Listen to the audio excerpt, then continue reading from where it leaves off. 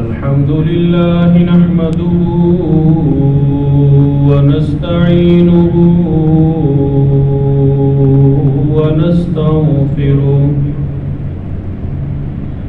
ونؤمن به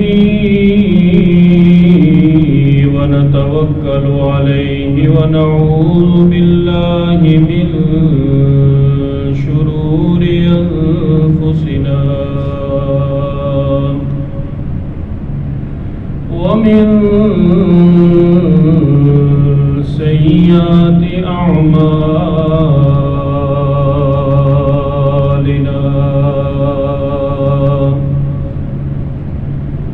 من يهده الله فلا مضل له ومن يضلله فلا هادي له ونشهد أن لا إله إلا الله وحده لا شريك له ونشهد أن سيدنا ومولانا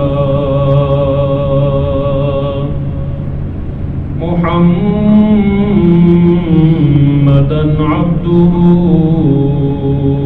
ورسوله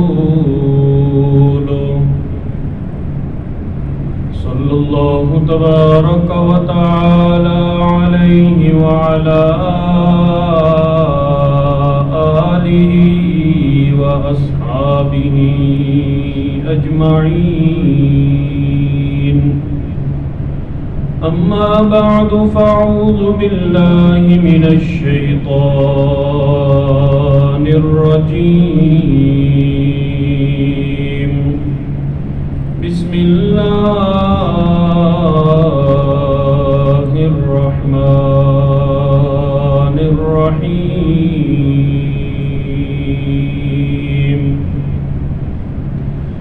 إن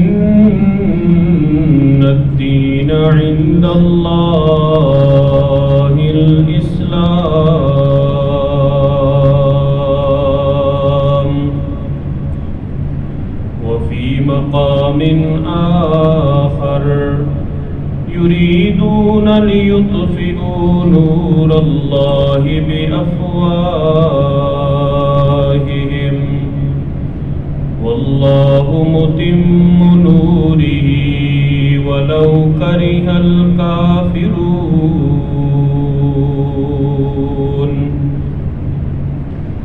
صدق الله مولانا العظيم وصدق رسوله النبي الكريم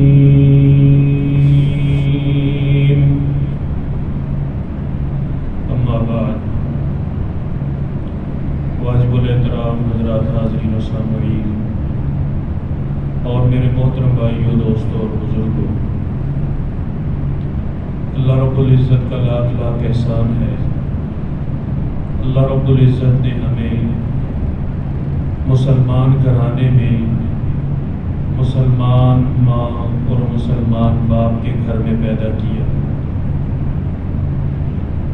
دین اسلام دین فطرت ہے، دین ہدایت ہے۔ آج دنیا کے اندر سب سے زیادہ مظلوم مذہب بھی اسلام ہے، اور سب سے زیادہ تیزی سے پھیلنے اور ترقی کرنے والا مذہب بھی اسلام ہے۔ اسلام اپنوں کے ہاتھوں بھی مظلوم ہے اور غیروں کے ہاتھوں میں بھی مظلوم ہے۔ آج پوری دنیا کے اندر مذہب کی بنیاد پہ جس مذہب کو سب سے زیادہ بدنام کیا جا رہا ہے اس مذہب کا نام اسلام ہے۔ جس دین کے خلاف سب سے زیادہ پروپیگنڈا کیا جا رہا ہے اس دین کا نام بھی دین اسلام ہے۔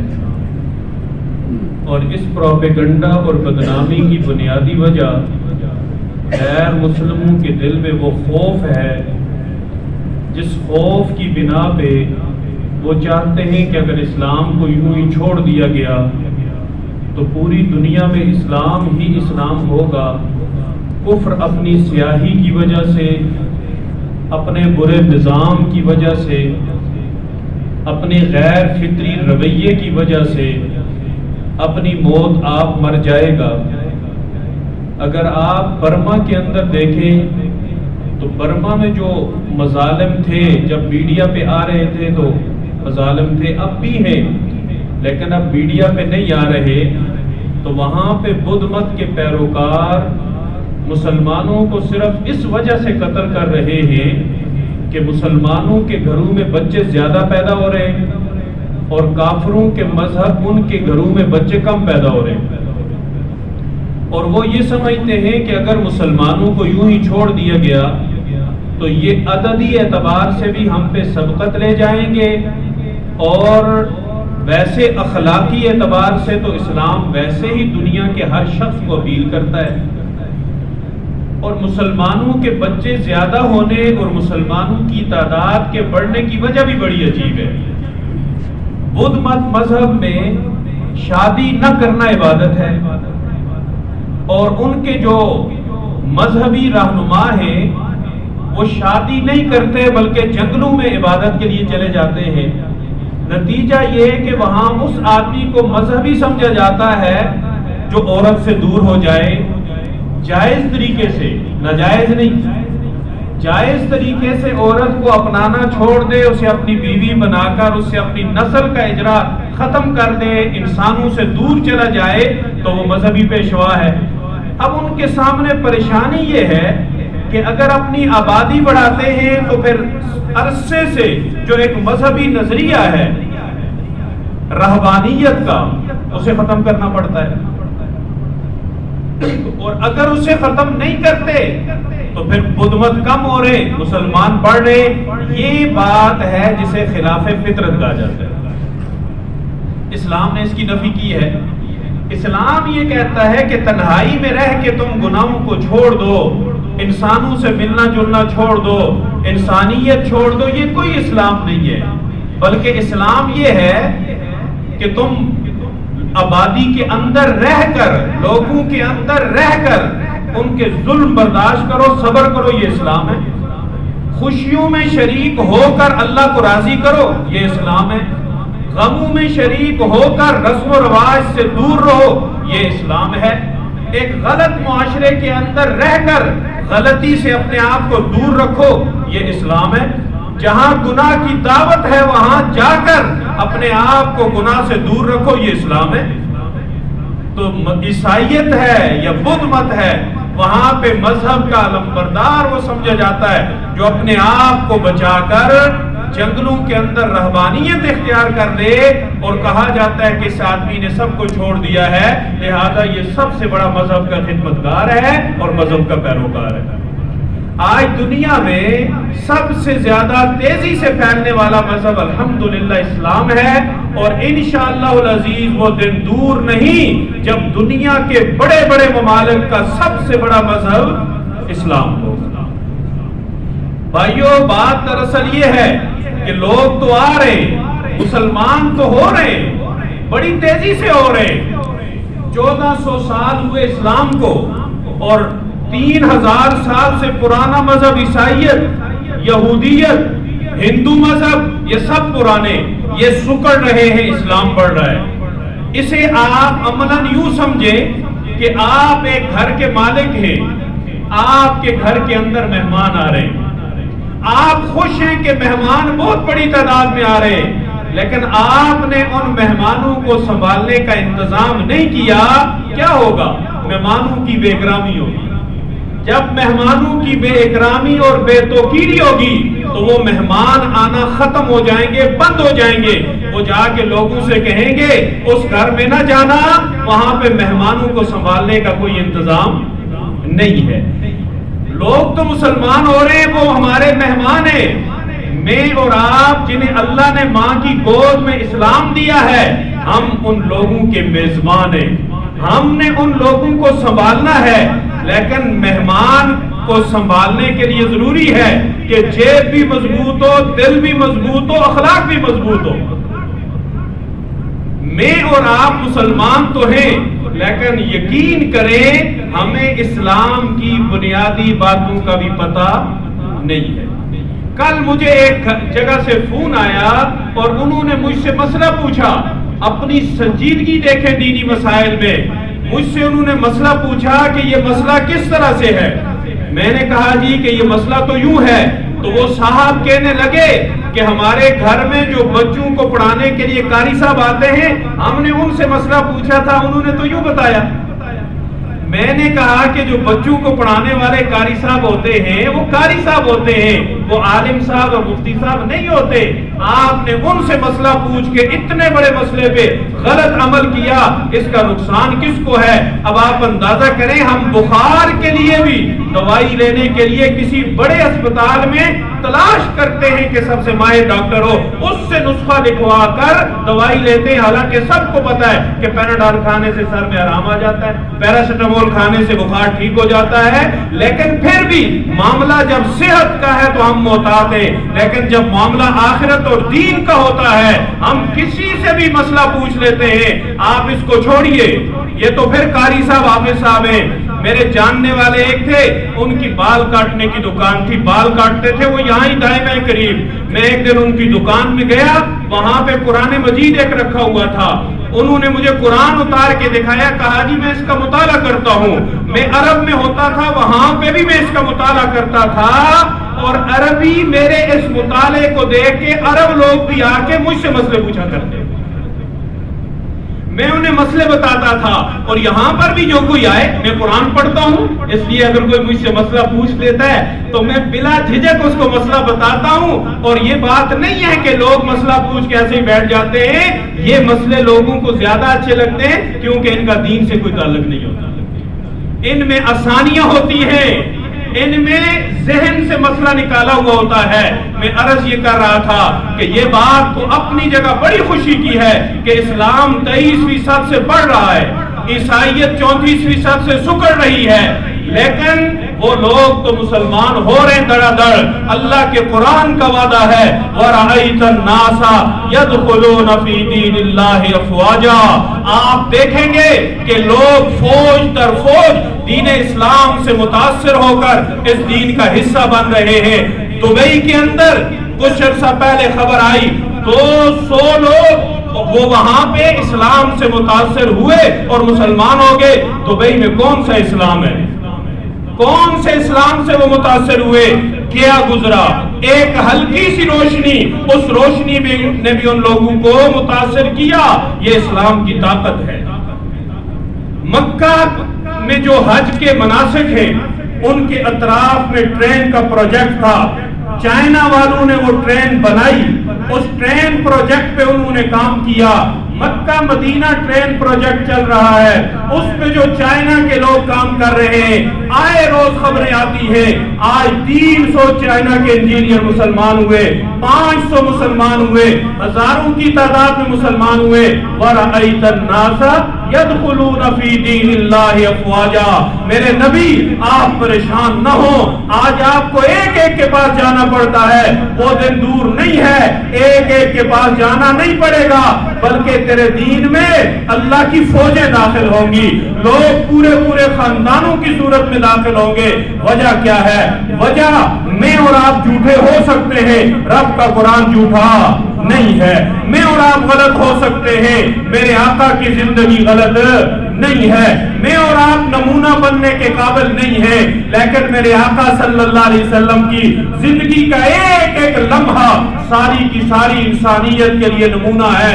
اپنے آپ کو تیار کریں، دین کو سیکھیں، حلال حرام کو سیکھیں، اپنے گھروں کے اندر دین کو زندہ کرے، اپنے کاروباروں کے اندر دین کو زندہ کرے، اپنے دفاتر کے اندر دین کو زندہ کرے، اپنی مجلسوں کے اندر دین کو زندہ کرے، بے دینی کو اپنی مجلسوں سے نکالے، اپنے بچوں کو کارٹون سے متاثر نہ کرے، بلکہ اصحاب رسول کے ان بچوں کی کہانیاں سنائے جو بچے دیکھنے میں تو 13 سال 12 साल के मुअव्वज और मुआज हैं, मुआज बिन अफरा, मुआज बिन अमर बिन जम्मू, अब्दुर्रहमान बिन औफ रजी अल्लाह ताला अन्हु फरमाते, दाएं बाएं देखा, छोटे छोटे 2 बच्चे। मैंने कहा या अल्लाह, अगर मेरे दाएं बाएं कोई बहादुर होता, इस जंग में मेरा साथ देता, मेरा बाजू बनता। या अल्लाह, ये अजीब माजरा है, इधर भी बच्चा इधर भी बच्चा।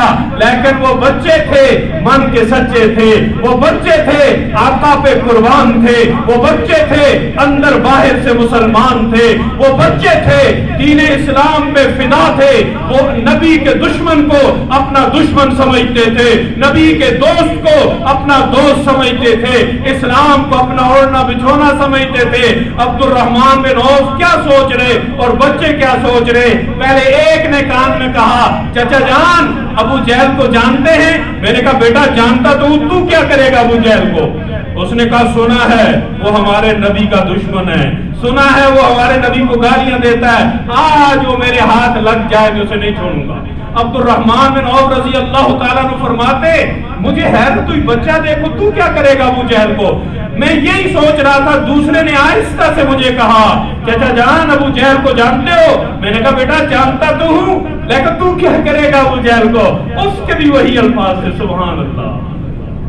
ये मेरे इस्लाम और मुसलमानों के बच्चों के जज्बात थे। उसने कहा चाचा जान सुना है वो हमारे नबी का दुश्मन है, मिल गया ना आज उसकी खैर नहीं है। ये अब्दुर्रहमान बिन औफ रजी अल्लाह ताला अन्हु के अल्फाज आप पढ़ें, यकीन करें यूं लगता है कि अब्दुर्रहमान बिन औफ रजी अल्लाह ताला अन्हु ने उनकी बात को मजाक समझा। कहते हैं अल्लाह की शान, मैंने देखा अबू जहल सामने से आ रहा है, किसी की हिम्मत नहीं है उस पे यूं आगे बढ़ के हमला करे, लेकिन ये बच्चे थे, ये अंदर बाहर से मुसलमान थे, ये बाज की तरह उड़े, मुझे नजर नहीं आया कि वो कैसे गए।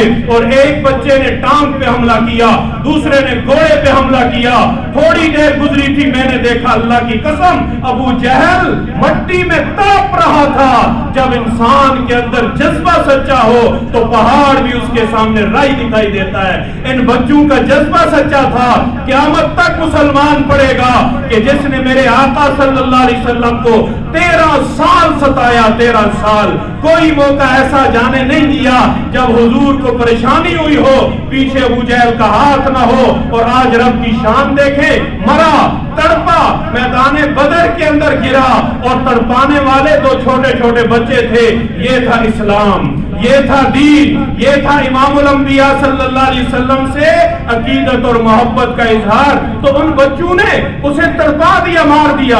आज मेरे और आपके बच्चे, अगर इन्हें गेमें खेलने से फुर्सत हो, अगर इन्हें नई नई फिल्में देखने से फुर्सत हो, अगर इन्हें इतने बड़े स्कूल के बैग, बच्चे का अपना वजन 9 किलो है और उसके पीछे लटके हुए बैग का वजन 18 किलो है, इस 18 किलो में क्या है? अल्लाह का नाम जो थोड़ा बहुत था वो भी निकलता जा रहा है।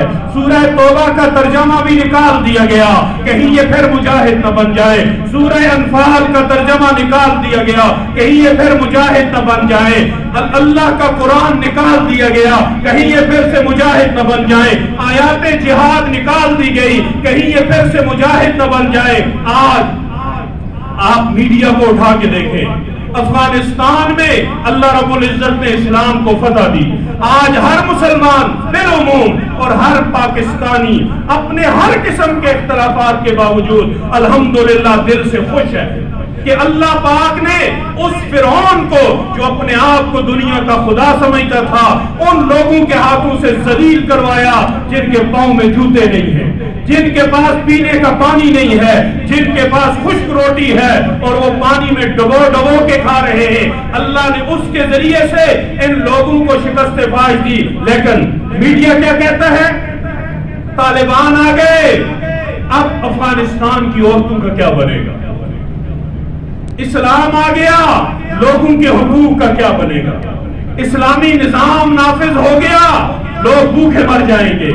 ایک وہ دن تھا، آج بھی آپ کو یاد ہوگا، مجھے بھی یاد ہے، جب سن 2000 میں یہ جملہ ہمارے کانوں میں گونجتا تھا، 7-2 ورنہ پتھر کے دور میں پہنچا دیے جاؤ گے۔ اللہ کی عزت کی قسم، ڈرنے والے تو ڈر گئے، لیکن جن کے دل میں اللہ کا خوف تھا انہوں نے ان لوگوں کو پتھر کے دور میں پہنچا دیا ہے جو انہیں پتھر کے دور میں پہنچانے آئے تھے۔ انہیں شکست فاش دے دی ہے جو شکست دینے آئے تھے، ان کا ناک، ان کی ناک رگڑوا دی ہے جو مارنے قتل کرنے آئے تھے۔ حلال جانوروں کو جتنا بھی ذبح کیا جائے وہ ختم نہیں ہوتے، کتیا 7 سے 10 بچے جنتی ہے، بلی کے بھی اس سے زیادہ بچے ہوتے ہیں، اور سورنی تو 20 سے زیادہ بچے دیتی ہے، لیکن سور کا ریوڑ نظر نہیں آتا، کتوں کے ریوڑ نظر نہیں آتے، بلیوں کے ریوڑ نظر نہیں آتے۔ پاکستان کیا، دنیا کے ہر شہر میں ہر روز سینکڑوں کی تعداد میں بکرے ذبح ہوتے ہیں، لیکن جدھر دیکھو بکروں کے ریوڑ پہ بھی نظر آتے ہیں۔ حلال مارنے سے ختم نہیں ہوتا، حلال کو جتنا مارو اتنا بڑھتا ہے۔ اسلام کی فطرت میں قدرت نے لچک دی ہے، اتنا ہی یہ ابھرے گا جتنا کہ دبا دو گے۔ یہ اسلام کی فطرت ہے، اللہ پاک نے دبانے والوں کو دبا دیا۔ اسلام نہ دبا تھا، نہ دبا ہے، اور نہ قیامت تک دبے گا۔ میں عرض یہ کر رہا تھا کہ اللہ پاک نے فوجوں کی صورت میں لوگوں کو راہ ہدایت نصیب فرمائی۔ دنیا تو آ رہی ہے، مسلمان ہو رہے ہیں۔ نیپال کا ایک ہندو کویت کے اندر نوکری اور ملازمت کے لیے جاتا ہے، اپنی داستان خود بیان کرتا ہے، کہتا ہے جہاں پہ میں نوکری کرتا تھا میرے ساتھ بنگلہ دیش کا ایک مسلمان تھا، اس کا معمول یہ تھا وہ فجر کی نماز پڑھتا، جب وہ بتی جلاتا، عبادت کرتا، میں بھی بے اختیار جاگ جاتا، میں نہ چاہتے ہوئے بھی اس کے نماز پڑھنے کو دیکھا کرتا تھا، لیکن جب وہ نماز پڑھنے کے بعد قرآن شروع کرتا پھر مجھ سے سویا نہیں جاتا تھا، میں اٹھ کے بیٹھ جاتا، جتنی دیر وہ قرآن پڑھتا جاتا اتنی دیر میں قرآن سنتا رہتا، یہ معمول چلتا رہا۔ میں نہیں سمجھتا تھا وہ کیا پڑھ رہا ہے، لیکن میرا دل جانتا تھا وہ کیا پڑھ رہا ہے۔ ایک عرصے تک میں یوں ہی سنتا رہا، جب وہ نہ پڑھتا میں اسے یاد دلاتا، بھائی آج آپ نے قرآن کی تلاوت نہیں کی۔ میں اس کے لیے نہیں کہتا تھا، اپنے لیے کہتا تھا۔ اللہ کی شان، قرآن سے مجھے اتنا پیار ہو گیا کہ میں نے قرآن کے ترجمے کا مطالعہ کیا، ایک ایک لفظ میرے اندر اترتا گیا۔ میں نے اپنے اس دوست نیپال بنگالی سے کہا کہ مجھے بھی مسلمان ہونا ہے۔ میں جب گیا قریب کے اسلامک سینٹر میں، انہوں نے مجھ سے پوچھا تو کس چیز سے متاثر ہو کے مسلمان ہو رہا ہے؟ میں نے کہا اس آدمی کے قرآن کی تلاوت سے متاثر ہو کے میں مسلمان ہو رہا ہوں۔ ایک آدمی مسلمان ہوتا ہے، اس سے جب پوچھا گیا کہ آپ کیوں مسلمان ہوئے، کہ عیسائی مذہب اور عیسائیوں میں کیتھولک مذہب کا وہ پیروکار تھا، کیتھولک مذہب کا پیروکار جب مسلمان ہوا اس سے پوچھا گیا آپ کیسے مسلمان ہوئے، اس نے قسم اٹھا کے کہا اللہ کی عزت کی قسم میں مسلمان ہونے تک کسی مسلمان سے نہیں ملا، میں کسی مسلمان سے نہیں ملا، میں تو اپنی چھٹیاں گزارنے ترکی گیا تھا۔ اتفاق کی بات ہے جس پارک کے اندر یا جس ہوٹل کے اندر میں تھا قریب میں ایک مسجد تھی، نماز کا وقت ہوا، بس وہ اذان ہوئی، وہ اذان کے الفاظ سے میرے دل میں اتر گئے۔ میں نے کہا جس مذہب کا بلاوا اتنا خوبصورت ہے، جس عبادت کے لیے بلایا جا رہا ہے وہ عبادت کتنی خوبصورت ہو۔ میرا قرآن بھی ہدایت کا ذریعہ ہے، میری نماز کی اذان بھی ہدایت کا ذریعہ ہے۔ اور جون نام کا ایک آدمی جو بعد میں طاہا بنا، سعودی عرب کے اندر بیٹھا ہوا ہے، اس سے کسی نے پوچھا آپ کیسے مسلمان ہوئے، وہ کہنے لگا کہ میں عیسائی تھا، کیتھولک مذہب کا پیروکار تھا، اور عیسائیوں میں بھی عیسائیوں کا عالم تھا، صرف عالم نہیں تھا مبلغ تھا، میں عیسائیت کی تبلیغ کرتا تھا۔ میں جتنا عیسائیت کو پڑھتا گیا اتنا میرے اندر بیزاری پیدا ہوتی گئی، کہیں لکھا ہوا ہے خدا ایک ہے، کہیں لکھا ہوا ہے خدا تین ہے، کہیں لکھا ہوا ہے تین مل کر ایک بن جاتے ہیں، کہیں لکھا ہوا ہے ایک بکھر کے تین بن جاتا ہے۔ میں آج تک اپنے خدا کے بارے میں اپنا کانسیپٹ کلیئر نہیں کر سکا، تو میری پریشانی بڑھتی گئی، میرے اندر اکتاہٹ بڑھتی گئی۔ اچانک مجھے خیال آیا کہ میں ذرا اسلام کو پڑھتا ہوں، تو میں نے اسلام کو پڑھنا جب شروع کیا، مجھے سب سے پہلی آیت جو ملی وہ یہ تھی فَوَيْلٌ لِّلَّذِينَ يَكْتُبُونَ الْكِتَابَ بِأَيْدِيهِمْ ثُمَّ يَقُولُونَ هَذَا مِنْ عِندِ اللَّهِ، ہلاکت ہو ان لوگوں کے لیے، تباہی ہو ان لوگوں کے لیے جو اپنی کتاب کو، مذہبی کتاب کو اپنے ہاتھوں سے لکھتے ہیں، اللہ کے احکامات کو اپنے ہاتھوں سے خود تراشتے ہیں، اور پھر اس کے بعد اپنے لوگوں سے کہتے ہیں یہ اللہ کا حکم ہے۔ جب قرآن کی یہ آیت میں نے پڑھی تو مجھے اپنا مذہب بالکل واضح نظر آنے لگا کہ وہاں پہ تو پوپ کو اختیار ہے حلال کا، پوپ کو اختیار ہے حرام کا، پوپ جس کے لیے چاہے مذہب بنا دے، پوپ جس کے لیے چاہے مذہب منسوخ کر دے، پوپ جسے چاہے مرتد کر دے۔ اور میں نے اپنی کتابوں میں یہ بھی پڑھا کہ پوپ نے تو ان عیسائیوں کو بھی مرتد قرار دیا جو غسل کیا کرتے تھے۔ عیسائی مذہب میں ایک دور تک غسل کرنا حرام تھا، نہانا حرام تھا۔ یہ پیرس جس کی پرفیوم آج میں اور آپ فخر سے لگاتے، یہ کیوں ایجاد ہوئے؟ پیرس کے پرفیوم اس لیے ایجاد ہوئے کہ دنیا میں سب سے زیادہ بدبودار شہر پیرس تھا، لوگوں کو ایک دوسرے سے بو آتی تھی، پوپ نے نہانے سے منع کیا تھا، لوگ آ رہے ہیں کیسے ان کے سامنے جایا جائے، انہوں نے خوشبوئیں ایجاد کرنا شروع کی۔ آج وہ نہانے تو لگ گئے لیکن کسی بہانے ان کی پرفیوم بھی دنیا میں مقبول ہو گئے۔ یہ جو آج دنیا کو تہذیب سکھانے والے، وہاں پہ بیت الخلا کا ایک دروازہ تھا اور اندر بیٹھنے والے 30 لوگ، 15 ادھر بیٹھے 15 ادھر بیٹھے ہوئے ہیں، قضائے حاجت بھی ہو رہی ہے، گپ شپ بھی ہو رہی ہے۔ یہ وہ مذہب جو آج اپنے آپ کو دنیا میں ہدایت کا، دنیا میں ماڈرنزم کا علمبردار کہتا ہے، تو وہ کہتا ہے میں نے یہ آیت جب پڑھی تو مجھے پتا چل گیا کہ یہ ہمارے پوپ اور پادریوں کے بارے میں ہے۔ دوسری جو چیز جس سے میں متاثر ہوا وہ مسلمانوں کا طہارت کا نظام تھا۔ مسلمان نماز پڑھتا ہے پاک ہو کے، دن میں 5 دفعہ وضو کرتا ہے، مسلمان مسواک کو عبادت سمجھتا ہے، مسلمان اپنی بیوی سے اپنی حاجت پوری کرتا ہے، اس وقت اس کے بعد ناپاک اپنے آپ کو سمجھتا ہے، جب تک پورا بدن نہیں دھوتا اس وقت تک وہ پاک نہیں ہوتا۔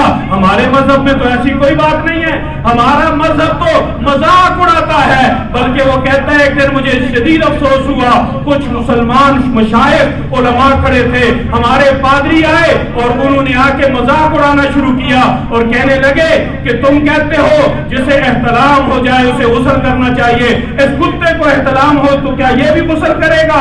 ان مشائخ نے کیا خوب جواب دیا، انہوں نے کہا نہیں نہیں، یہ تمہاری طرح ہے، جیسے تمہیں غسل کی ضرورت نہیں ویسے اسے بھی ضرورت نہیں۔ کہتے میں حیران ہوا کہ اسلام طہارت کو پسند کرتا ہے اور ہمارا مذہب طہارت سے نفرت کرتا ہے۔ میں نے اور کھوج لگائی، مجھے میرے دوست نے بیت اللہ کی نماز کی ایک ویڈیو دی، جب میں نے بیت اللہ میں نماز ہوتے دیکھی میں نے کہا سبحان اللہ، مذہب تو یہ ہے جہاں ایک ہی صف میں کھڑے ہو گئے محمود و ایاز، نہ کوئی بندہ رہا نہ کوئی بندہ نواز، آگے امام ہوگا بادشاہ نہیں ہوگا، شہزادہ آگے نہیں جائے گا، آگے کھڑا ہوگا تو جسے امام بنایا گیا ہے، جس کے دل میں اللہ کا دین ہے وہ مسلمان ہوگا۔ وہ کہتا ہے پھر میں قرآن پڑھتا گیا اور قرآن میرے سینے میں اترتا گیا، میں نے اسلام میں دیکھا مساوات ہے، میں نے اسلام میں دیکھا عدل ہے، میں نے اسلام میں دیکھا حریت ہے، میں نے اسلام میں دیکھا آزادی فکر ہے، میں نے اسلام میں دیکھا خدا کا تصور بالکل واضح ہے، اللہ لا الہ الا هو الحی القیوم، نبی کا تصور بالکل واضح ہے، مساوات، عدل و انصاف، عزت و احترام، طہارت و نظافت، یہ سب کچھ اسلام کے اندر ہے۔ میں نے کہا اس سے سچا مذہب کوئی نہیں ہو سکتا۔ میں گیا، میں نے کلمہ پڑھا اور میں مسلمان ہو گیا۔ پہلے میں جون ہوتا تھا، میرا نام جون تھا، اب الحمدللہ میرا نام نبی کے نام پہ ہے، میرے نبی کا نام بھی طٰہٰ تھا، میرا نام بھی طٰہٰ۔ اس سے بھی عجیب بات آپ کو بتاؤں، ہالینڈ میں ایک آدمی نے رسول اللہ صلی اللہ علیہ وسلم کے خاکے بنائے۔ یہ اتنی بڑی گستاخی تھی کہ اس سے پہلے اس طرح کی گستاخی نہیں ہوئی تھی۔ اس آدمی کا نام گیرٹ وائلڈر یا گیزٹ وائلڈر تھا۔ اس نے اپنی ایک سیاسی جماعت بنائی، پارٹی فار فریڈم، اور اس پارٹی کو ہالینڈ میں اتنی مقبولیت ملی، اس کے بندے جیتے۔ اس سے آپ اندازہ کریں کہ اس پارٹی کے دل میں اسلام کی کتنی نفرت ہوگی۔ اور جو اس پارٹی کے بڑے لیڈر ہیں ان کے دل میں اسلام کی کتنی نفرت ہوگی۔ انہوں نے منصوبہ بندی کی اسلام کے خلاف کوئی بڑا کام کیا جائے۔ ان کا ایک آدمی وین نام کا، جورام وین، وہ جیتا، 7 سال تک اسمبلی کا ممبر رہا۔ ہالینڈ کی پارلیمنٹ میں برقعے کے خلاف قرارداد پیش ہوئی، اس نے پیش کی۔ تبلیغ دین کے خلاف قرارداد پیش ہوئی، اس نے پیش کی۔ قرآن کی تعلیمات کو رکوانے کی قرارداد پیش ہوئی، اس نے پیش کی۔ مسجدوں کے خلاف قرارداد پیش ہوئی، اس نے پیش کی۔ اذان کے خلاف قرارداد پیش ہوئی، اس نے پیش کی۔ 7 سال تک یہ اسلام کے خلاف جتنی اس کی توانائیاں تھی اس نے صرف کی۔ بالآخر گیرٹ وائلڈر نے اس سے کہا کہ تیرے دل میں اسلام کی خوب نفرت ہے، تو ایک کتاب لکھ، اسلام کے خلاف تو ایک کتاب لکھ، اور اس کتاب کو ہم پورے یورپ کے اندر پھیلائیں گے جس سے اسلام کی شاخ رک جائے گی۔ اس نے کتاب لکھنے کا فیصلہ کیا۔ یہ اس نے ظاہر ہے اسلام کے خلاف کتاب لکھنے کے لیے اسلام کا مطالعہ کرنا پڑتا ہے۔ اس نے تنقیدی نظر سے اسلام کا مطالعہ شروع کیا، ہدایت کے لیے نہیں، رہنمائی کے لیے نہیں، آخرت بنانے کے لیے نہیں، اسلام قبول کرنے کے لیے نہیں، بلکہ تنقیدی نظر سے مطالعہ کرتے کرتے یہ مسلمان ہو گیا۔ اور پھر اس نے اعلان کیا، اس نے کہا مجھے حضور کی مساوات اور آپ کے امن کے درس نے مسلمان کیا ہے۔ میں نے جتنی زندگی اسلام کے خلاف گزاری ہے، اب میں اللہ سے اور اللہ کے رسول سے یہ وعدہ کرتا ہوں کہ میں اپنی ساری توانائیاں اسلام کی اشاعت کے لیے وقف کروں گا۔ یہ کوئی عام آدمی نہیں ہے بلکہ مسلمانوں کے خلاف سب سے بڑی مخالف جماعت کا یہ ٹاپ کا لیڈر ہے۔ اور اسی کا ایک دوسرا دوست جو گیرٹ وائلڈر کے رائٹ لیفٹ ہے، 2 بازو ہے، اسے گیرٹ وائلڈر نے کہا کہ ہم ایک فلم بناتے ہیں مسلمانوں کے خلاف، اور اس فلم کا نام ہوگا فتنہ۔ یہ فلم ہم پوری دنیا میں ریلیز کریں گے، تم اس فلم کے مرکزی کردار ہوگے، تم اس فلم کے لیے فنڈ ریز کرو گے، اس فلم کے لیے محنت کرو گے، اشاعت کرو گے۔ اس آدمی نے تیاری شروع کر دی، یہ بھی اس کا رائٹ ہینڈ ہے، اور مسلمانوں کے خلاف جو پارٹی بنی ہے اس کا ٹاپ کا لیڈر ہے۔ یہ فلم بنا رہا تھا مسلمانوں کے خلاف، نام تھا اس کا فتنہ، کردار تھا اس کا مرکزی، سارا کردار اس کے دائیں بائیں گھومتا تھا۔ یہ فلم بنا رہا تھا لیکن اللہ کی طرف سے کوئی اور فیصلہ ہو رہا تھا۔ اس نے فلم بنانے کے لیے ایک کردار لیا، فرضی ڈائلاگ یاد کیے جو اسلام کے خلاف تھے، لیکن اسلام تو ایک خوشبو ہے، فرضی ہو یا حقیقی ہو، اللہ رب العزت نے اسے بھی مسلمان بنا دیا۔ یہ دونوں آج بھی مسلمان ہیں، یہ کسی پچھلی صدی کی بات نہیں ہے، ان 2 سالوں کی بات ہے۔ میرے بھائیوں، الحمدللہ اسلام تیزی سے پھیل رہا ہے، مہمان آ رہے ہیں، ہم میزبان ہیں، تو مہمان آئیں تو میزبان کو کتنی بے چینی ہوتی ہے، اور صحیح میزبان وہ ہے جو ہر طرح سے تیاری کرے، بٹھانے کی بھی، استقبال کی بھی، کھلانے کی بھی، سلانے کی بھی، اور پھر رخصت کرنے کی بھی۔ یہ تب ہو سکتا ہے جب میزبان اندر باہر سے ان کا استقبال کرنے کے لیے تیار ہو۔ ہم تب تک تیار نہیں ہو سکتے جب تک ہم دین اسلام کو نہ سمجھے۔ آج المیہ یہ ہے کہ جو اپنے آپ کو دیندار سمجھتے ہیں وہ بھی سمجھتے ہیں کہ شاید ترکی کے بنے ہوئے ڈرامے دیکھنا یہ اسلام کی سب سے بڑی خدمت ہے۔ خدا کی قسم، ہمیں شراب کے اوپر حلال کا لیبل لگا کر انڈیلا جا رہا ہے اور ہم سمجھ نہیں پا رہے ہمارے ساتھ ہو کیا رہا ہے۔ اور بڑے بڑے لوگ فخر سے، میرے پاس کئی لوگ آئے مجھے کہتے ہیں جی آپ نے فلاں ڈرامہ دیکھا ہے، اور میں نے کہا خدا کا خوف کرو، کوئی عقل کو ہاتھ مارو، اور مجھ سے پوچھ رہے ہو ڈرامہ دیکھا ہے، میں لوگوں کو کہتا ہوں نہ دیکھو، اور آپ مجھ سے آگے پوچھ رہے ہو کہ فلاں۔ بھائی یہ سب شراب ہے، اوپر حلال کا لیبل ہو تب بھی شراب ہے، حرام کا لیبل ہو تب بھی شراب ہے۔ اپنے آپ کو اس سے بچائیں، اپنے بچوں کو صحیح معنوں میں قرآن و سنت کی روشنی میں دینی تربیت کریں، دین سیکھیں، دین کو سکھانے والے بنے۔ اللہ پاک عمل کی توفیق عطا فرمائے۔ وآخر دعوانا